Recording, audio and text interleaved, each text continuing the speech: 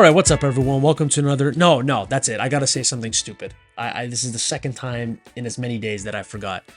Um, um, Fuck.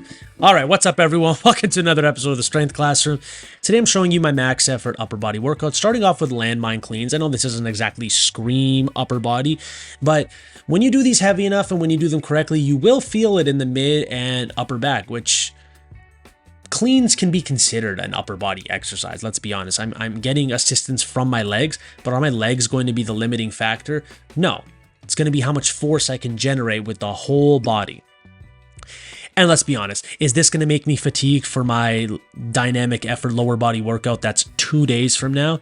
I hope to God it's not, because then I would be pathetic. So you can't see right here, but this is 150 pounds. The sets of 3 I did with 150 pounds. I added a 10 and a 5. And the form is coming along. All from that one video I watched that said lean into the bar, and that really stuck with me. Sometimes all it takes is one cue for you to bang, and it revolutionizes the exercise for you. And then because I left my camera on for 8 minutes, I didn't even realize this was being filmed, I'll just show you what I do with the bar. So I'll do like 2 sets of 25 to 30 reps. And this really like warms the muscle up past the point that you would normally do. Some people just walk in, oh, I do a one warm-up set with 135. Okay, I'm ready to go. No, you need a lot of reps. You need to get some blood in the muscle. You need to warm up the tendons, the tissues, all that shit. Okay, so that 185 was my last warm-up set. Really, I just do that to make sure the safeties are in the correct spot. If you noticed in my first warm-up set, I didn't even have any safeties on one side of the rack. So that would have been fun if I failed. So here I'm doing 6 singles of 275, which compared to the last time I tested my incline bench, I got it to 295. So this would be 93% of my 1 rep max, which is good to do 6 reps over 90%. Do I suggest you do that every week for your heavy shit? No, I do not. Okay.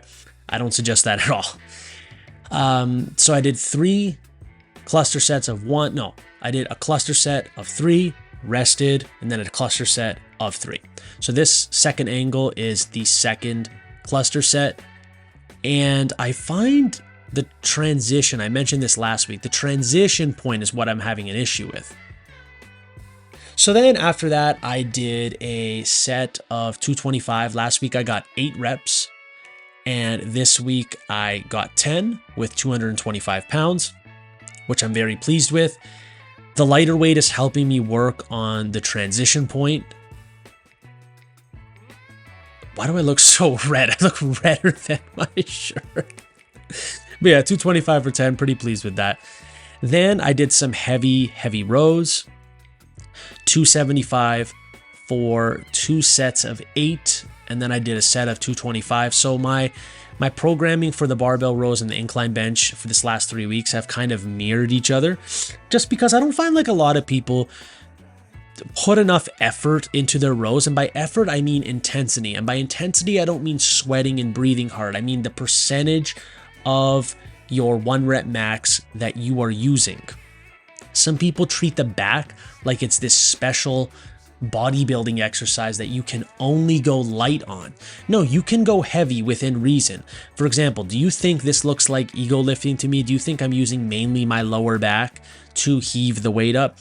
No, I'm going from a deficit, which means I have a higher range of motion, and I'm using heavy weights. Here is my secondary press of the day. We have 90 pounds strapped to me, and I did it for 7 reps. It must have been the incline because my pecs were super pumped at this point.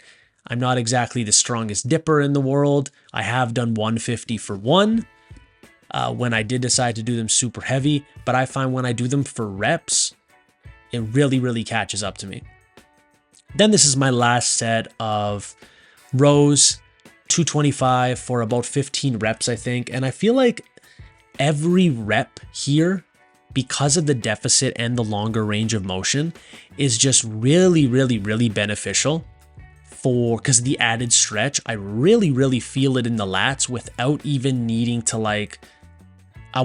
put emphasis on it in my mind, like a mind muscle connection type of thing. I just feel like with the added stretch, I'm just hitting the lats more just because that's the nature of the exercise. And then I did another set of weighted dips. I stripped 50% of the weight off, so it's only 45 pounds. And once again, my pecs and arms were just so worked at this point.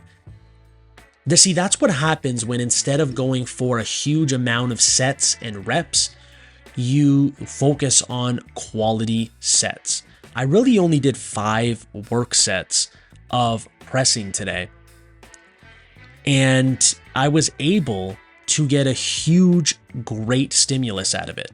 Sometimes less can be more. Now, do you always have to do workout like this year round? No, there can be periods of time where you're pounding yourself with volume. Both approaches work. You just have to use both intelligently.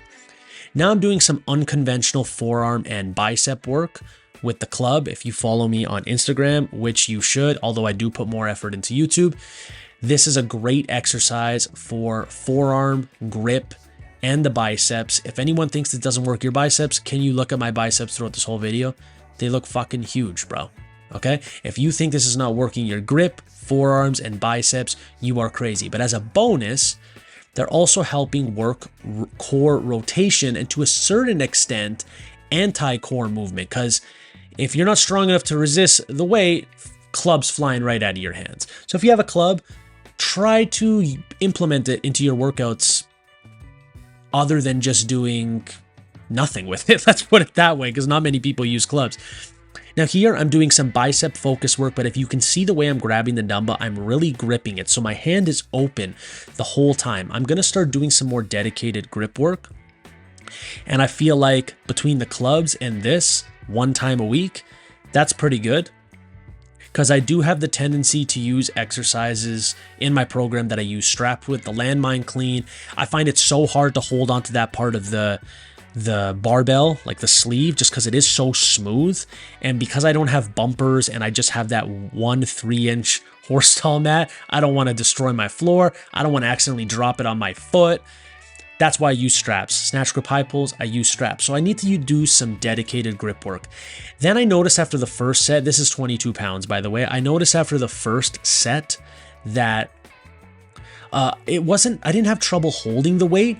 It was starting to slip out of my hand due to sweat. So I just chalked up a little bit. And this is a great exercise. I saw them on Instagram. I don't know the gentleman's name. It was just popped up in my feed. I didn't actually look for it. But it's a great exercise for like squeezing and crushing strength. I'm sure arm wrestlers maybe utilize this a lot. But here's the breakdown for the video. All in all, it's a very simple one. But most importantly, have yourself a great day, ladies and gentlemen.